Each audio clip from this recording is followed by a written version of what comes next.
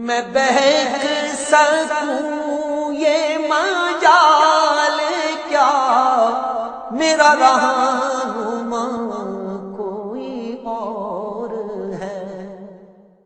نحمدہ و نصلی علی رسولہ النبی الکریم الامین، اما بعد فاعوذ باللہ السمیع العلیم من الشیطان الرجیم، بسم اللہ الرحمن الرحیم۔ قال اللہ تبارک و تعالی فی القرآن الحکیم، ان اللہ و ملائکتہ یصلون علی النبی یا ایہا الذین آمنوا صلوا علیہ وسلموا تسلیما۔ الصلاۃ والسلام علیک یا رسول اللہ وعلی آلک و اصحابک یا نبی اللہ۔ اللہ تعالیٰ کی بے حد و حساب حمد و ثنا نبی مکرم جان عالم وجہ تخلیق کائنات حضرت محمد مصطفیٰ صلی اللہ علیہ وسلم اور آپ کے جمیع آل و اصحاب کی بارگاہ ناز میں درود و سلام کے نذرانوں کے بعد، انتہائی عزت اور تعظیم کے لائق میرے سامعین ذی قدر، میرے دینی اور یقینی دوستو، بزرگ اور بھائیوں، آج بحمدہ تعالیٰ قرآن کریم فرقان حمید کی تفسیر کے حوالے سے اگلے درس کے ساتھ حاضر خدمت ہیں، اور آج انشاءاللہ العزیز 12ویں سپارے کے مجموعی طور پر چھٹے رکوع کی تفسیر بیان کی جائے گی، اور یہ سورہ ہود کا بھی 6واں رکوع ہوگا۔ تو لہٰذا آج 12ویں سپارے کا 6واں رکوع اور اس کے ساتھ ساتھ یہ سورہ ہود کا بھی 6واں رکوع ہے۔ اللہ تعالیٰ ارشاد فرماتے ہیں، وَإِلَىٰ ثَمُودَ أَخَاهُمْ صَالِحًا قَالَ يَا قَوْمِ اعْبُدُوا اللَّهَ مَا لَكُم مِّنْ إِلَٰهٍ غَيْرُهُ هُوَ أَنشَأَكُم مِّنَ الْأَرْضِ وَاسْتَعْمَرَكُم فِيهَا فَاسْتَغْفِرُوهُ ثُمَّ تُوبُوا إِلَيْهِ إِنَّ رَبِّي قَرِيبٌ مُّجِيبٌ۔ اور سمود کی طرف ان کے ہم قوم صالح کو بھیجا اور فرمایا، اے میری قوم، اللہ کی عبادت کرو، اس کے سوا تمہارا کوئی معبود نہیں۔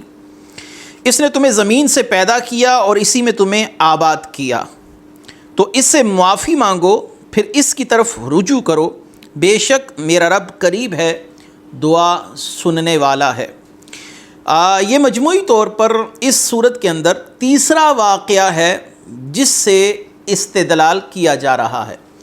گزشتہ انبیاء علیہم السلام کے واقعات کو ترتیب اور تسلسل کے ساتھ بیان کرتے کرتے اسی صورت میں تیسرا واقعہ اور اللہ تعالیٰ کی ایک نافرمان قوم کا واقعہ بیان کیا گیا، اور اس کی نافرمانی کا قصہ، اور اس کے بعد اللہ تبارک و تعالیٰ کے عذاب کی کیفیات کا بیان ہے۔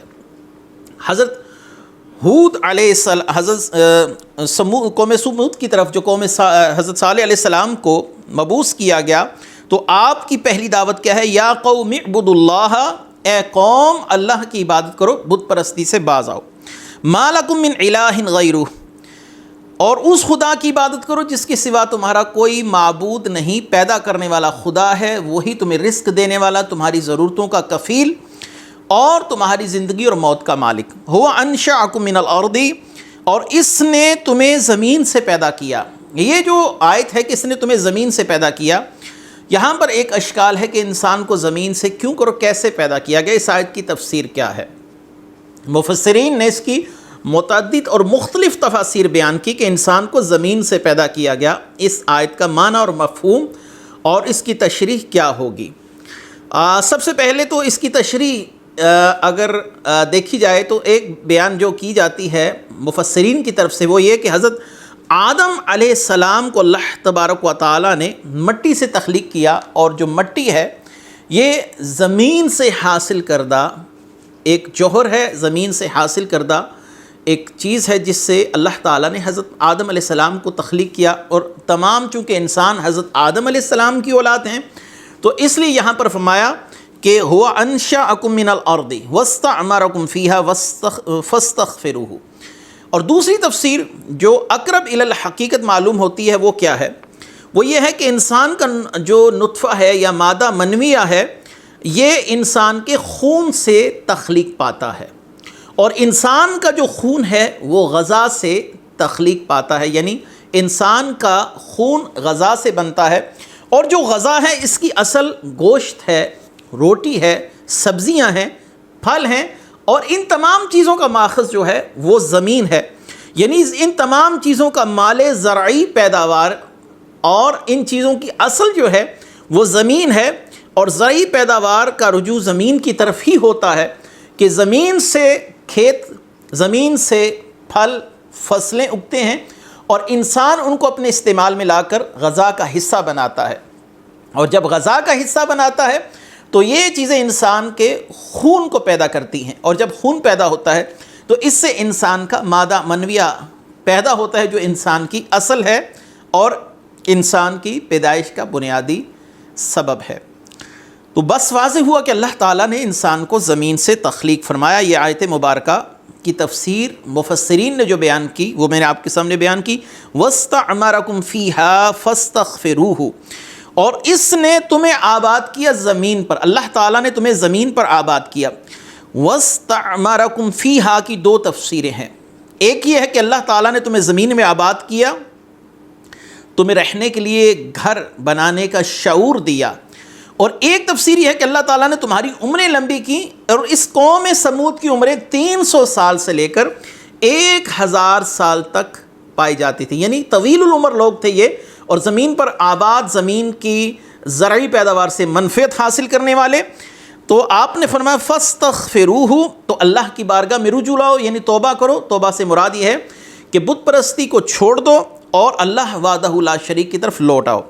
توبہ کا اصل میں معنی ہوتا ہے کہ اللہ کی ناپسندیدہ حالت سے اس کی پسندیدہ حالت کی طرف لوٹ کے آنا۔ ان ربی قریب مجیب، بے شک میرا رب قریب ہے، دعا سننے والا ہے۔ اگلی آیت مبارکہ، قالوا یا صالح قد کنت فینا مرجوا قبل ھذا اتنہانا ان نعبد ما یعبد آباؤنا واننا لفی شک مما تدعونا الیہ مریب۔ اور انہوں نے کہا، یعنی ان کی قوم نے کہا، اے صالح، اس سے پہلے تو تم ہمارے درمیان ایسے تھے کہ ہم تم سے بڑی امیدیں وابستہ رکھتے تھے، کیا تم ہمیں ان کی عبادت کرنے سے منع کرتے ہو؟ اشارہ ہے بتوں کی طرف کہ جن کی عبادت ہمارے باپ دادا کرتے رہے، بے شک جس کی طرف تم بلا رہے ہو اس کی طرف سے تو ہم بڑے دھوکے میں ڈالنے والے شک میں ہیں۔ تو حضرت صالح علیہ السلام کو اس قوم کا جواب ہے کہ ہم آپ سے پہلے بڑی امیدیں وابستہ رکھتے تھے۔ حضرت صالح علیہ السلام نے اعلان نبوت سے پہلے اس قوم میں غریبوں کی مدد کرنی اور اس قوم میں مسکینوں کی مدد کرنا اور بیماروں کی تیمارداری کرنا، اور ہر وہ شخص جس کو آپ کی کسی قسم کی مدد کی ضرورت ہوتی آپ اس کی مدد کرتے۔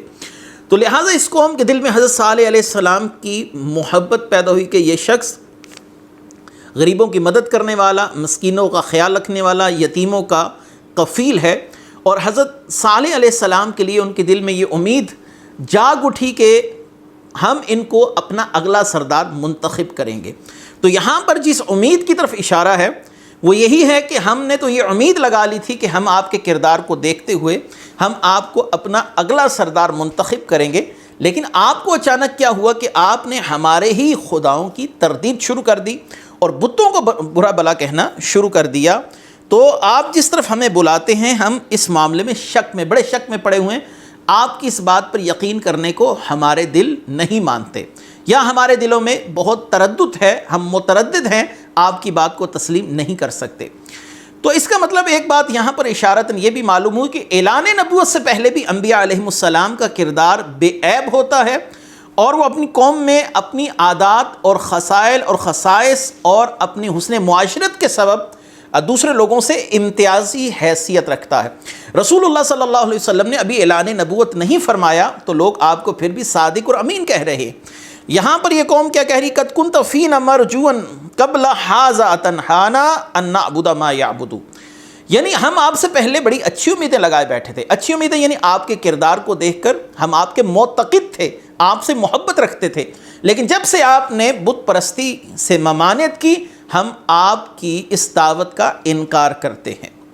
تو لہٰذا اس سے یہ بات اشارتاً معلوم ہوئی انبیاء علیہ السلام اعلان نبوت سے پہلے اور اعلان نبوت کے بعد امتیازی حیثیت کے حامل ہوتے ہیں، اور تمام کے تمام لوگوں میں انفرادی مقام، کردار کے لحاظ سے باعث تقلید اور لوگوں کے لیے ایک امتیازی حیثیت کے حامل ہوتے ہیں۔ اللہ تبارک و تعالیٰ کے نبی نے کیا فرمایا؟ قال یا قومی ارأیتم ان کنت علی بینۃ من ربی من ربی وآتانی منہ رحمتا فمن ینصرنی من اللہ ان عصیتہ فما تزیدوننی غیر تخسیر۔ فرمایا میری قوم بھلا بتاؤ، اگر میں اپنے رب کی طرف سے روشن دلیل پر ہوں اور اس نے مجھے اپنے پاس سے رحمت عطا فرمائی ہو، تو اگر میں اس کی نافرمانی کروں تو مجھے اس سے کون بچائے گا؟ تم نقصان پہنچانے کے سوا میرا کچھ اور نہیں بڑھاؤ گے۔ یہاں پر نبی نے بڑی واضح طور پر بات کی کہ اگر فرض کرو میں تمہاری بات مان لوں، تمہارے دین پر آ جاؤ، اور میں تو اللہ کا نبی ہوں، تو پھر مجھے اللہ سے کون بچائے گا؟ اللہ کا عذاب زیادہ سخت ہے، تم زیادہ سے زیادہ اور میرا کیا کر سکتے ہو؟ میری جان کو نقصان پہنچا سکتے ہو، اور وہ نقصان بھی اتنا ہی جتنا میرا رب چاہتا ہے۔ تو میں اپنے رب کی نافرمانی کرتے ہوئے تمہاری تقلید کیوں کروں؟ تمہارے طریق پر کیوں چلوں؟ تمہارے راستے پر کیوں چلوں؟ اور جو منصب اللہ تعالیٰ نے مجھے عطا کیا ہے، اس منصب کا تقاضا یہی ہے کہ تمہیں برے راستے سے روکا جائے۔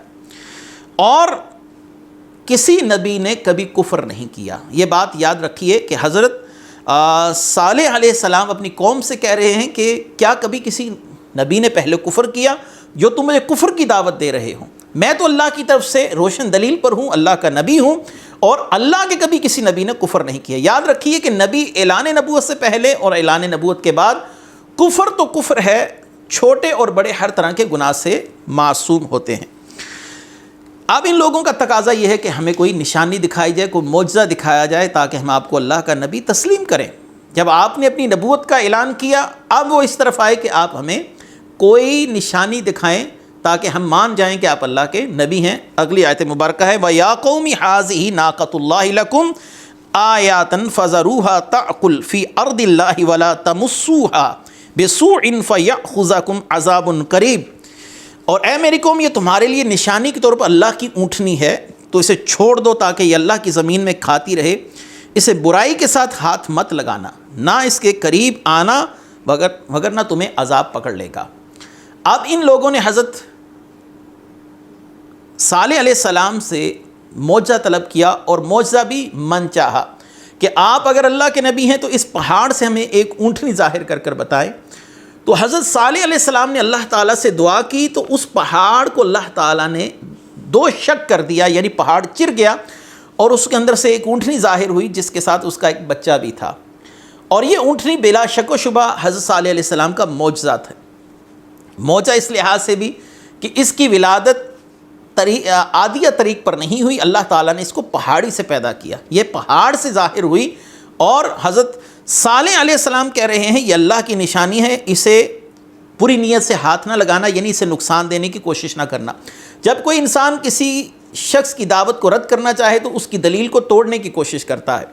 تو حضرت صالح علیہ السلام جانتے تھے میری قوم بدبخت قوم ہے، اگر میں ان کو یہ نشانی دکھا بھی دوں تو یہ اس پر حملہ آور ہونے کی کوشش کریں گے اور میرے اس دعوے کو جھٹلانے کے لیے ہر ممکنہ اقدامات کریں گے۔ تو آپ پہلے سے کہہ رہے ہیں لَتَمَسُّوهَا، اس کو ہاتھ نہ لگانا برائی کے ساتھ۔ یہ اللہ تعالیٰ نے اونٹنی جو تمہارے لیے ظاہر کی ہے تمہاری خواہش پر۔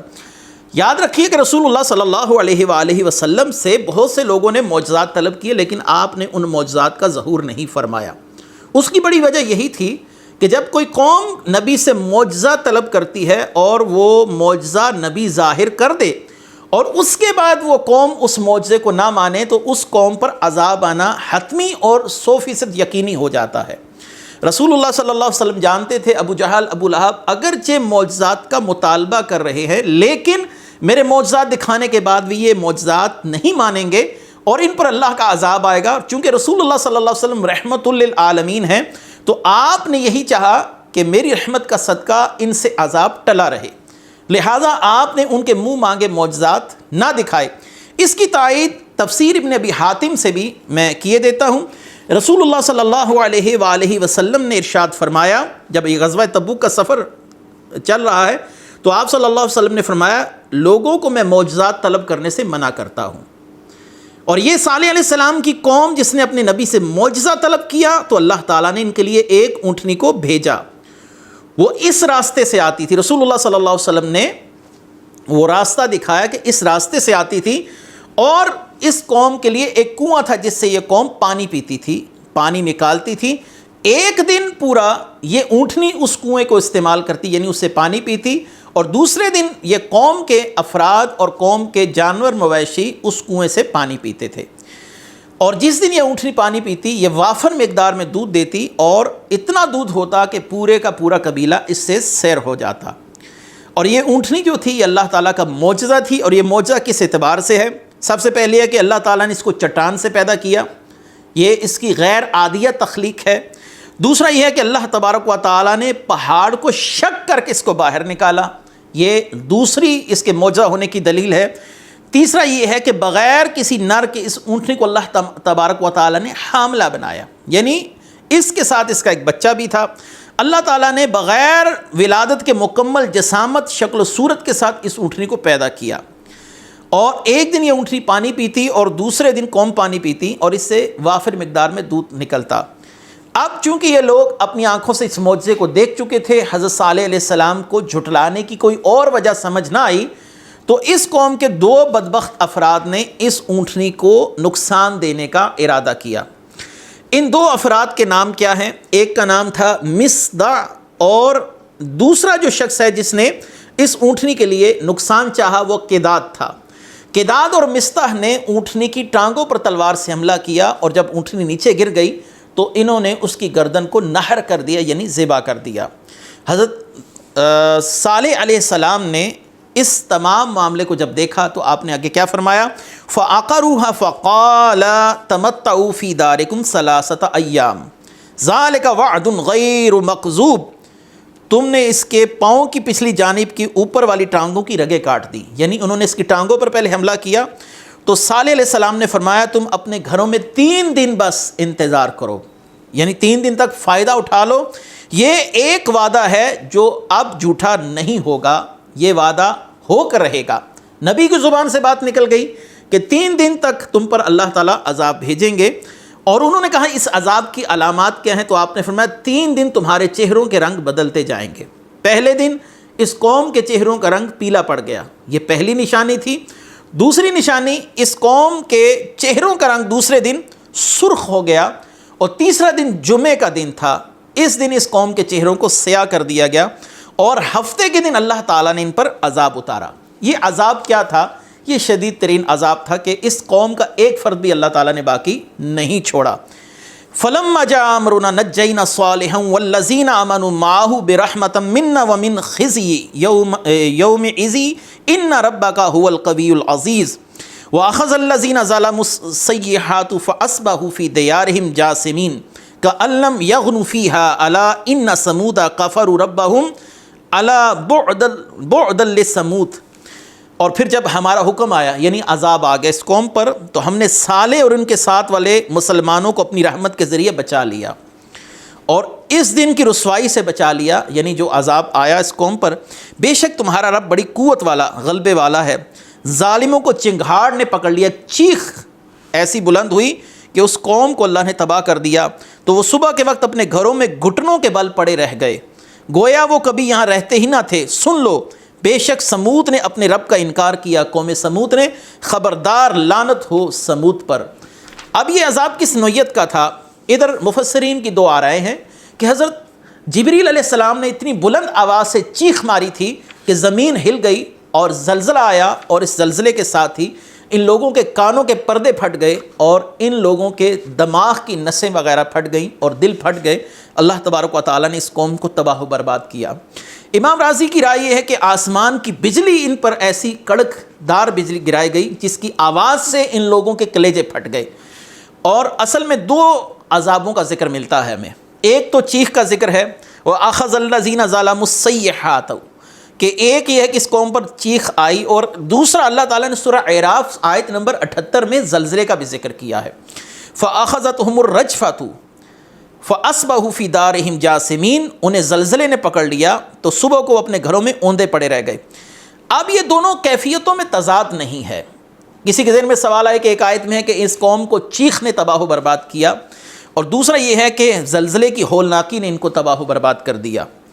تو اس دونوں آیات کے اندر اگر تطبیق دی جائے تو کچھ یوں ہوگی کہ اللہ تبارک و تعالیٰ کے حکم سے یہ فرشتے کی چیخ تھی، یا آسمان کی بجلی جو تھی وہ ان پر کڑکی۔ اور یہاں پر ایک اور بات بھی تفسیر ابن ابی حاتم نے لکھی ہے، جب ان لوگوں کے چہرے پہلے پیلے پڑے، پھر سرخ پڑے، پھر سیاہ ہو گئے، تو یہ اللہ کے عذاب کا مقابلہ کرنے کے لیے تیار ہو گئے، اور اپنے تائیں ان کے یہ 12 قبائل اور ہر قبیل میں 12 ہزار افراد تھے، یعنی 1 لاکھ سے زیادہ کی آبادی تھی۔ یہ اپنی طرف سے اللہ تعالیٰ کے ساتھ مقابلہ کرنے کے لیے اپنے نیزے اور تلواریں پکڑ کر راستوں پر بیٹھ گئے، لیکن ان کو اس بات کا علم نہ ہو سکا کہ اللہ تعالیٰ ہمارے ساتھ معاملہ کیا فرمائے گا۔ اللہ تعالیٰ نے سورج والے فرشتے کو حکم دیا کہ سورج کی گرمی اور حدت سے اس زمین کو تپا دیا جائے، اور یہاں تک کہ چشموں کا پانی ابلنا شروع ہو گیا۔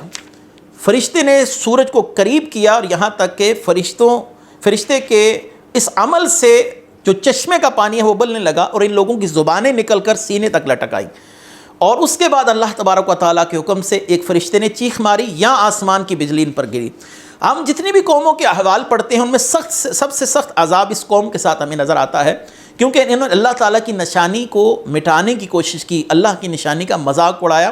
جیسے آج اولیاء اللہ ہیں، ان کو بھی اللہ تعالیٰ نے قرآن میں اپنی نشانیوں سے تعبیر کیا ہے، اور جو لوگ اللہ کے ولیوں کے ساتھ یہ توہین والا معاملہ کرتے ہیں، اللہ تعالیٰ فرماتے ہیں من عاد لی ولیا فقد اذنتہ بالحرب، پھر میں ان کے ساتھ اعلان جنگ کر دیتا ہوں۔ جیسا کہ یہاں پر اونٹنی کے معاملے کے بعد اللہ تعالیٰ نے ان کو 3 شدید ترین عذابوں سے گزارا ہے، اور یہ 3 عذاب زلزلے کی صورت میں ہو، چیخ کی صورت میں ہو، تینوں میں کوئی تضاد نہیں ممکن ہے، یہ تینوں چیزیں ان پر باری باری مسلط کی گئی ہوں، اور اللہ تبارک و تعالیٰ کے حکم سے یہ قوم ایسے ہو گئی کأن لم یغنوا فیہا، پورا شہر ایسے صاف ہو گئے جیسے یہاں پر کوئی کبھی رہتا ہی نہیں تھا، وہاں پر ایک چونٹی تک کا نشان نہیں بچا۔ نبی کریم صلی اللہ علیہ وسلم جب اس مقام سے ایک دفعہ گزرے تو آپ نے اپنے چہرے کو ڈھانپ لیا اور آپ نے فرمایا اس جگہ سے جلدی سے گزرو، کیونکہ اس جگہ پر اللہ تعالیٰ کا عذاب نازل ہوا تھا۔ صحابہ نے کہا کہ اس قوم کے پانی پینے کی جگہ سے ہم نے کنویں سے پانی نکالا ہے، تو آپ صلی اللہ علیہ وسلم نے فرمایا اس تمام پانی کو گرا دیا جائے، اس سے جو آٹا گوندا گیا ہے اس آٹے کو بھی اپنے اونٹوں کو کھلا دیا جائے۔ اور آپ ایسی جگہ سے جلدی سے گزرا کرتے تھے جس جگہ پر اللہ تعالیٰ کا عذاب کسی دور میں بھی نازل ہوا ہو۔ تو معلوم ہوا کہ کسی جگہ پر اللہ کا عذاب یا اللہ کی رحمتوں کا نزول ہوا ہو، زمانہ گزرنے کے بعد بھی اس کے اثرات باقی رہتے ہیں۔ نبی کریم صلی اللہ علیہ وسلم جس مقام پر پیدا ہوئے، اولیاء کرام نے جن مقامات پر عبادات کی جہاں پر ان کی قبریں ہیں، وہاں پر یقیناً اللہ کی رحمتیں برس رہی ہوتی ہیں، اور وقت کے گزرنے کے ساتھ ان رحمتوں کے نزول میں کوئی فرق نہیں پڑتا۔ تو بہرحال اللہ تبارک و تعالیٰ نے فرمایا کأن لم یغنوا فیہا، گویا ہم نے اس شہر کو ایسے صاف کیا کہ گویا وہ رہتے ہی نہ تھے، اور وہ کبھی اپنے شہروں میں بسے ہی نہ تھے، نہ وہ کبھی زندہ تھے۔ اے لوگوں سن لو، قوم سمود نے اللہ کی وحدانیت اور اس کی نشانیوں کا انکار کیا، اور اللہ تعالیٰ نے ان کو قصہ ماضی بنا کے رکھ دیا اور ان پر لعنت فرمائی۔ اللہ تبارک و تعالیٰ سے دعا ہے کہ اللہ تبارک و تعالیٰ ہمیں ان نافرمان اقوام کے احوال سے عبرت حاصل کرنے کی توفیق مرحمت فرمائے۔ اگلے رکوع میں انشاءاللہ العزیز سیدنا ابراہیم علیہ السلام اور سیدنا لوط علیہ السلام کے حوالے سے جو معاملہ ہے وہ بیان کیا جائے گا۔ وآخر دعوانا ان الحمدللہ رب العالمین۔ میں بہک سکوں یہ مجال کیا میرا رہنما